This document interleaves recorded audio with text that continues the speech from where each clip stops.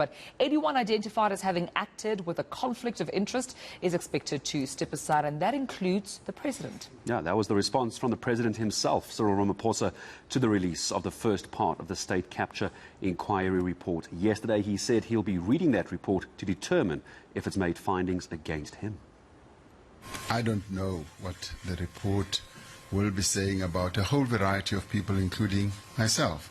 So one has to read the report first to be able to see whether one is conflicted or not. And my own history is that where I am conflicted, I have the sense of integrity to be able to step out of the way and say I am conflicted on this, and I've ingrained that in the way I do things all the time, so that fingers should never be pointed at one about either favoring oneself when you are conflicted. Well, Ramaphosa says the handing over of the first part of the state capture inquiry report is a defining moment to end the era of state capture. This is what I would call a defining moment in our country's effort to definitely end the era of state capture and to restore the integrity, the credibility, and the capability of our institutions, but more importantly, our government. The formal handover of the first part of the report of the Judicial Commission of Inquiry into allegations of state capture, corruption and fraud in the public sector takes place nearly 4 years since the establishment of the Commission. It has seemed like an extremely long period, and it has. But finally we have arrived at this moment. And UDM leader Bantu Holomisa says those implicated in state capture should face the music. I should commend him for saying that, because there have been a lot of doubts about the report being handed over to the members of the executive in the first instance, because they are the people who facilitated for the advertisements, for instance, of using SABC to generate revenue for the Guptas, and SABC was not getting anything. And we queried this thing, if you can Google, we queried when it was happening. But typical, we were dismissed. Nobody take care. I'm interested as to what are they saying in that, whether what we were saying at the time when this thing was happening, have we been vindicated in our positions? UTM have been saying, why do you use SABC to generate revenue for the Guptas? And SABC is not getting any cent, and they are using the money from Eskom, Prasa, Transnet. You saw the advertisement on the screen at the background. When all is said and done, those responsible for wrongdoing must be held accountable and be brought to book. Well, that's the view of DA leader John Steenhuisen. He says South Africans want to see senior government officials being prosecuted. This is not the first commission of inquiry we've had. We've had the Zondo, we've had the Sariti Commission, we've had the Farlam Commission. All of these are characterized by the fact that very few people are held accountable at the end of them.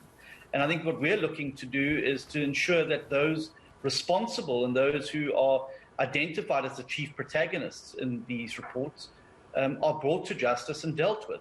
And that also that the environments that created the opportunities for state capture to flourish are shut off. So that it doesn't matter what faction or what party is in power again, that never again would our state be subject to the type of state capture that we saw.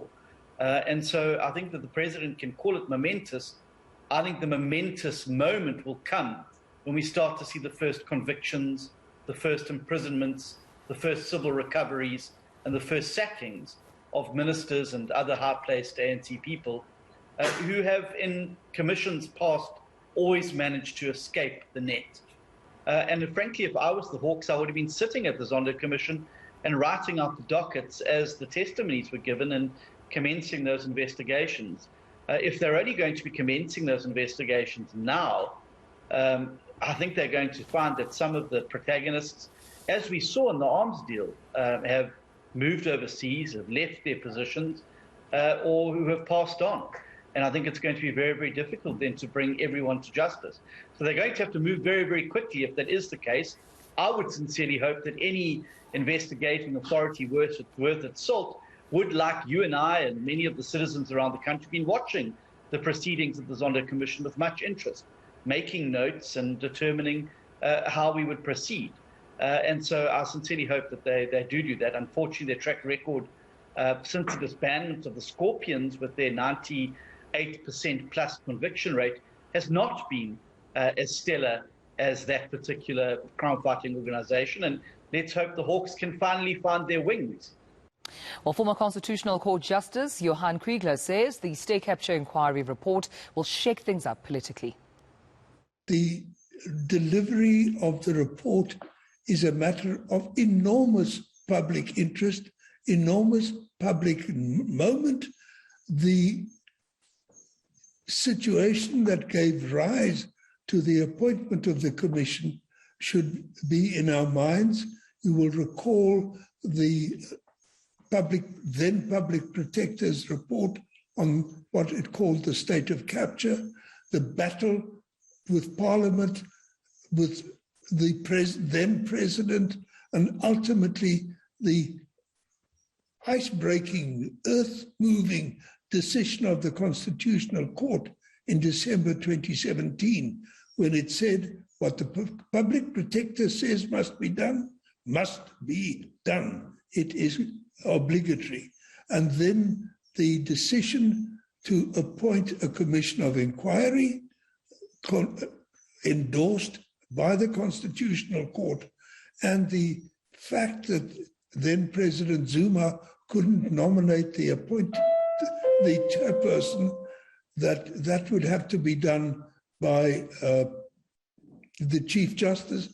These were all tremendously important constitutional issues, and they've now come to a head in the delivery of the report. It's going to contain, I am sure, earth-shattering material. It's going to contain highly revealing observations, conclusions, and recommendations. It is indeed a day for the whole of the South African government to rethink precisely where we stand in relation to state capture.